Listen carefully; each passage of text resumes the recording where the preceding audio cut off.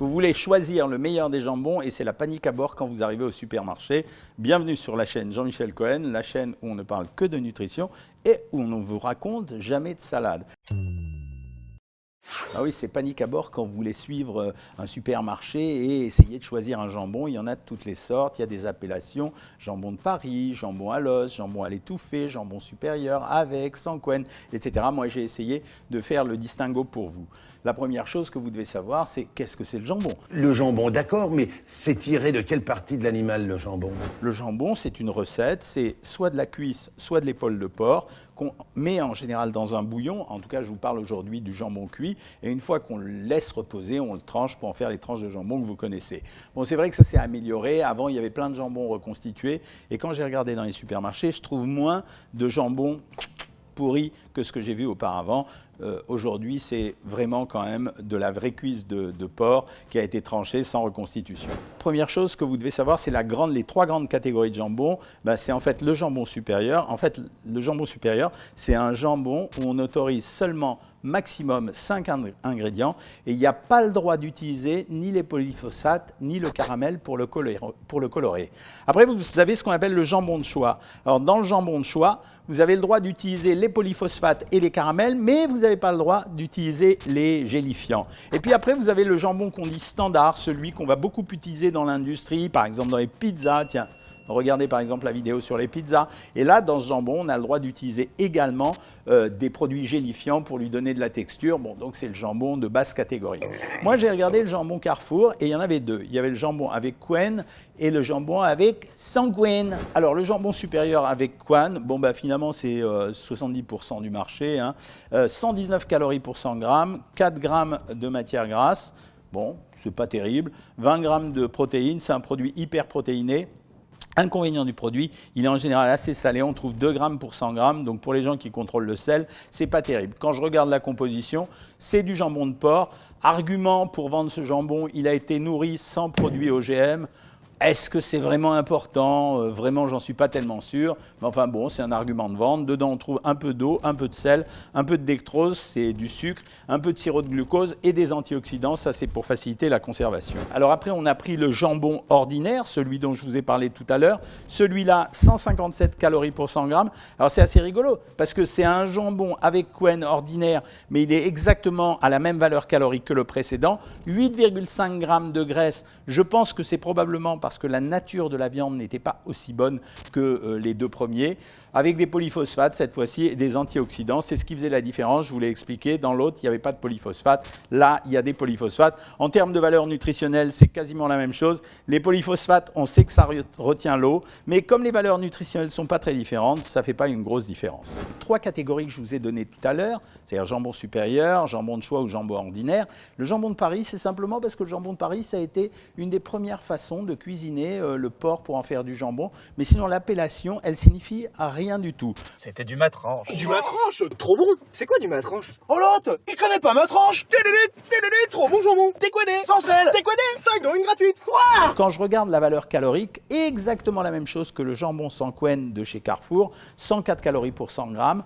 Par contre, 2,5 grammes de graisse pour 100 grammes, c'est-à-dire que c'est un jambon qui est moins gras. Et quand il est moins gras, ça signifie quoi? Ça signifie que le morceau dont il est issu est probablement plus noble que le précédent, puisqu'il n'y avait pas de graisse, donc c'était un jambon de qualité. On avait 20 grammes de protéines, vous voyez qu'on retrouve exactement la même chose à chaque fois. Donc la différence, c'est probablement la qualité du porc, c'est-à-dire qu'on a, dans tous les cas de figure, on nous dit en général que c'est du jambon issu d'un porc français, mais bon, là, en l'occurrence, c'est quasiment la même chose à chaque fois. Et donc, c'était vraiment quasiment le même jambon que le jambon de chez Carrefour, probablement d'une qualité légèrement supérieure, mais aussi probablement un petit peu plus cher. Après, j'ai regardé le jambon d'Inde parce que c'est super à la mode. Tout le monde prend ça parce qu'on a l'impression que c'est moins gras. Ce qui m'a fait plaisir dans le jambon d'Inde, c'est que c'était 100% du filet de dinde. C'est-à-dire, c'était pas des ramassis de viande de dinde qui avaient été recompactés. Non, c'était vraiment du filet de dinde. Donc, bon point pour ce jambon. Il n'y avait pas de conservateur à l'intérieur. supérieur, 104 calories pour 100 grammes, donc kiff-kiff hein, par rapport aux deux autres en termes de valeur calorique. Par contre, moins gras, 1,3 g, mais franchement, est-ce que 1,3 g, 2 g et 4 g pour 100 grammes, ça fait la différence? J'en suis pas si sûr, ça reste quand même une affaire de goût. Et 22 g de protéines, alors là c'est intéressant, c'est plus intéressant en protéines. Donc ce qu'on peut dire sur le jambon de volaille, c'est que c'est un produit qui est légèrement plus protéiné, légèrement moins gras, j'ai bien dit légèrement, et en général fait plutôt avec des bons produits. Donc après, c'est une affaire de goût. La différence n'est pas suffisante pour vous recommander quelque chose, mais c'est une affaire de goût. Ah, ce qu'il est bon, le jambon de Bayonne, sans goût, sans fumée, charme les gourmets. Dernier jambon que j'ai regardé, c'était le jambon qu'on appelle le bon poulet. C'était pour voir s'il y avait une différence entre la dinde et le poulet. Eh bien, que dalle, et même pire que ça, 104 calories pour 100 grammes, mais au lieu d'avoir 1,3 g de graisse, j'avais 2 g de graisse et j'avais 21 g de protéines. Donc le jambon de poulet, un peu plus gras, un peu moins de protéines. Donc finalement, des deux, si j'avais à choisir, c'est vraiment, je suis raffiné. Je prends le jambon de dinde plutôt que le jambon de volaille. Vous croyez que c'est fini là? Ah ben non, parce que j'ai trouvé quelque chose. J'ai trouvé ça. J'ai trouvé le tranché fin de bœuf. Et je me suis dit, qu'est-ce que ça vaut le tranché fin de bœuf?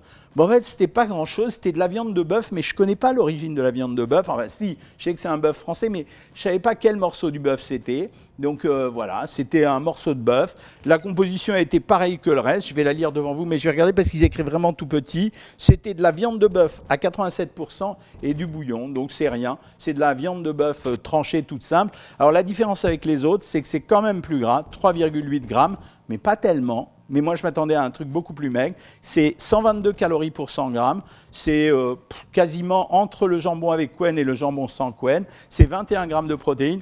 Donc finalement, il n'y a pas de grande différence nutritionnelle entre toutes ces variétés de jambon, volaille, bœuf. C'est nouveau le bœuf, c'était pour ça que je voulais vous le montrer. Et les jambons. Moi, si j'avais à choisir, je prendrais le jambon supérieur. Sans couenne, parce que c'est quand même mieux s'il n'y a pas la graisse, mais si vous l'aimez, vous pouvez la prendre. Pour le reste, les autres appellations, elles n'ont pas beaucoup d'intérêt. Quand vous voyez à l'os, d'abord, il y a cuit à l'os. Le jambon cuit à l'os, ça veut dire qu'ils ont utilisé un bouillon dans lequel ils ont mis un os dedans, donc il n'y a pas grande valeur, c'est une affaire de goût. Tandis que le jambon à l'os, c'est vraiment que le jambon, avec son os, il a cuit dans le bouillon. Mais tout ça, je dirais que c'est vraiment une affaire de goût, de saveur et de marketing, donc ça n'a pas beaucoup d'importance. Si vous avez aimé cette vidéo, vous la likez, vous la partagez et même vous abonnez. Et si vous avez envie de conseils personnalisés pour maigrir, clique ici pour faire un bilan minceur gratuit et me retrouver pour des conseils personnalisés. À bientôt les amis!